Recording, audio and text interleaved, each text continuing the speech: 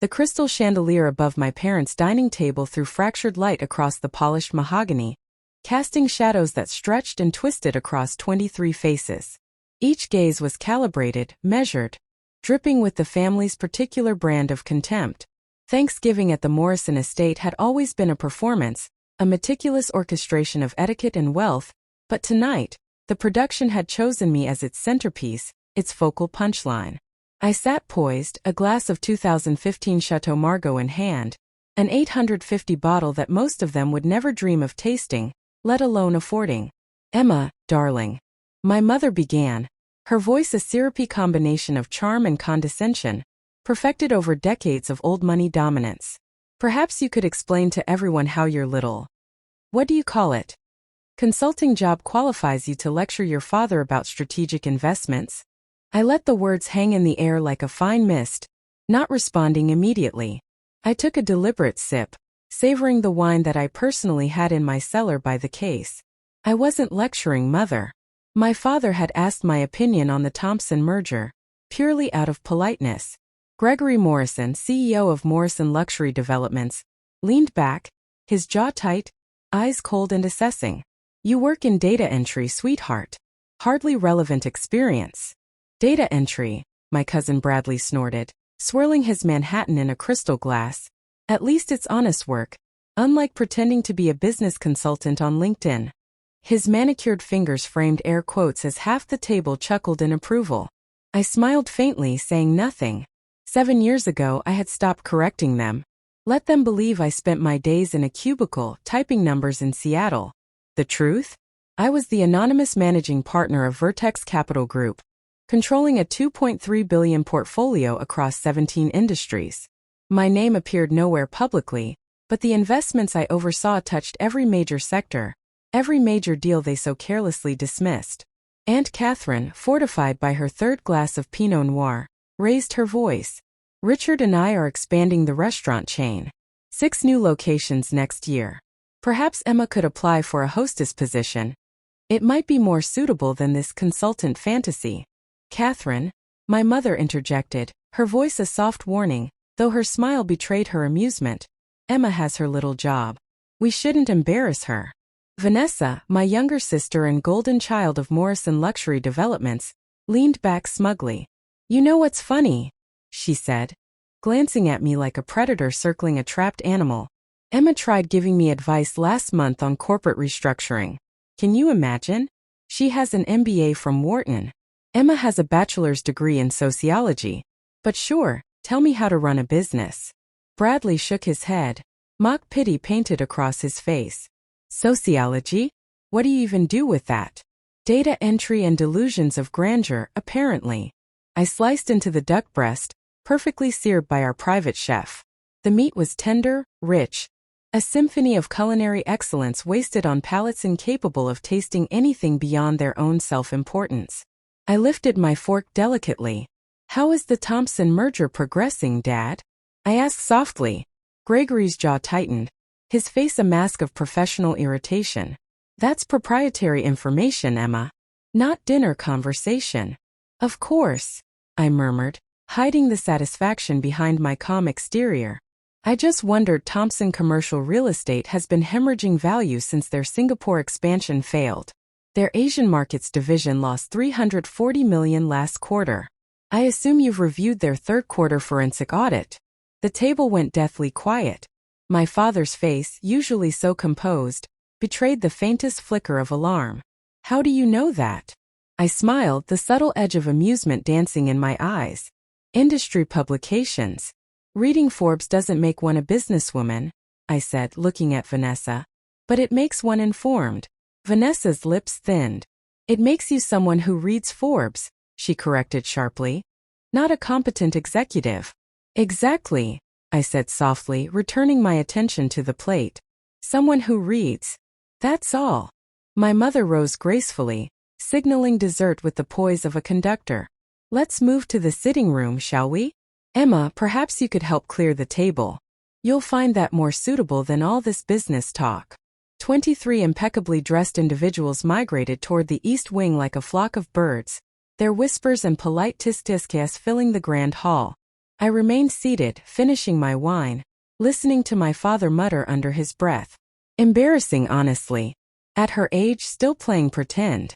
When I was 35, my mother said, a hint of pride in her voice, I had already doubled the company's market value. Linda was always a dreamer too. Look how that turned out. Aunt Linda. Dead 5 years, 47 million left from her tech startup. And not a soul here knew the truth of her legacy, except me. Linda had trusted me with everything. Her estate, her investment strategies, and her final wish that I build something extraordinary with her fortune. Vertex Capital Group was as much her legacy as it was mine. In the sitting room, coffee was served on an antique sideboard. I accepted a cup, nodding at the server who had quietly served our family for 6 years. She had known my secret for years, benefiting from the anonymity of my philanthropy. Tripled salary, anonymous trust, my small way of protecting those who served the family yet had no voice in its chaos. Uncle Richard's voice broke the hum of conversation. Emma, Catherine mentioned you might benefit from an introduction to our restaurant suppliers. Good steady work. Better than whatever you're doing now. I smiled calm, polite. I'm quite satisfied with my current position. Bradley laughed harshly. Current position? That's adorable. Mother and father exchanged a glance. We should hire her for Bradley Associates, Aunt Catherine suggested, unaware that her words now sounded hollow. We need someone to organize files. Charity work. I sipped my coffee with measured patience. Bradley Associates, a firm that made $2.3 million last year.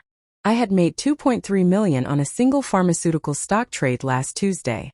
He didn't know, none of them did. Emma, my mother began, settling into her favorite chair. Your father and I have been discussing something. A proposition. You're 35, unmarried, and working a job that clearly isn't fulfilling. Perhaps it's time to come work for Morrison Luxury Developments. Something entry-level, administrative support. You'd be learning from the best. Vanessa's smile sharpened. We could use someone to handle scheduling, vendor coordination. Nothing too complicated. You'd report to me, obviously. Better than pretending on social media. I don't post business on social media, I said quietly. Exactly, my father boomed. Because otherwise you'd be exposed as a fraud. At least you have that much self-awareness. 23 faces watched me, expectant, waiting for the inevitable capitulation. Emma, the family disappointment, accepting her assigned place. My phone vibrated, cutting through the room like a sudden gust of wind. James Chin, president of Pacific First Bank, calling. I let it go to voicemail. Was that important? Mother asked, the condescension dripping like molasses. Just work, I replied lightly. Bradley's lips twisted in a sneer. Work calling on Thanksgiving? I glanced at the screen. James Chin didn't call twice unless it was critical. I excused myself and answered. Hello, Ms. Morrison, he said, voice taut. I apologize for calling on a holiday. There's a situation that requires your immediate attention. The Morrison Luxury Developments account, you as the investor are involved.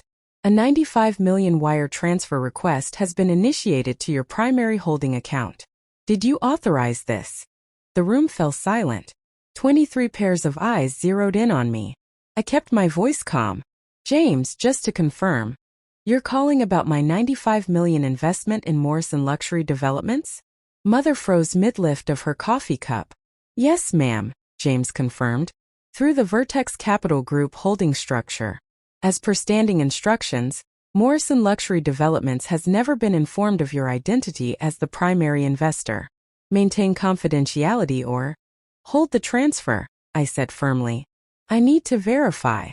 I ended the call, setting my phone on the coffee table. The silence was exquisite. What was that about? Father asked, towering over me. Bank matters, I said lightly, sipping my coffee. My hand didn't tremble. Years of high-stakes negotiations had conditioned me for perfect composure. Vanessa's voice quivered. 95 million? I smiled faintly. Did I say that?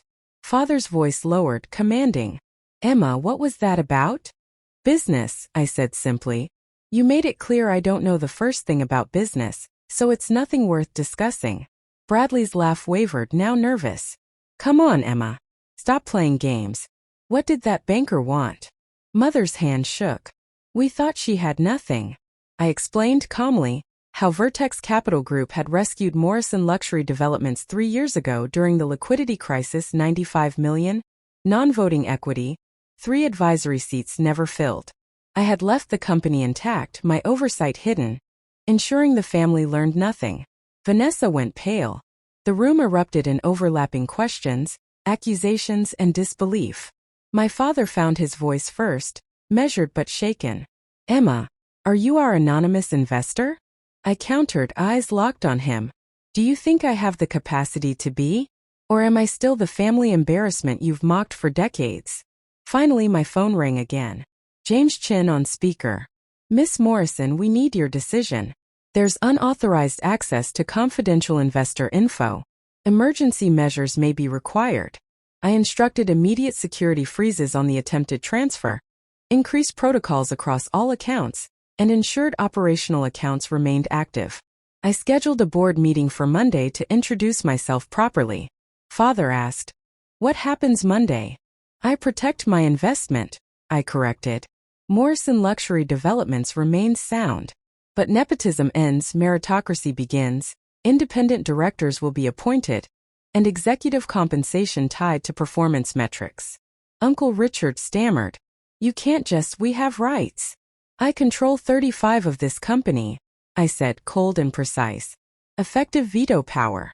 Contracts honored if they serve the company. Nothing more, nothing less." Vanessa sat in stunned silence, the golden child stripped of authority in a moment. I leaned back, coffee in hand, and let the silence stretch, the weight of truth finally settling over the room. The family that had spent decades controlling me, mocking me, and dictating my worth was now recalibrating. And I, long underestimated, finally stood at the apex of the empire I had quietly built in shadows.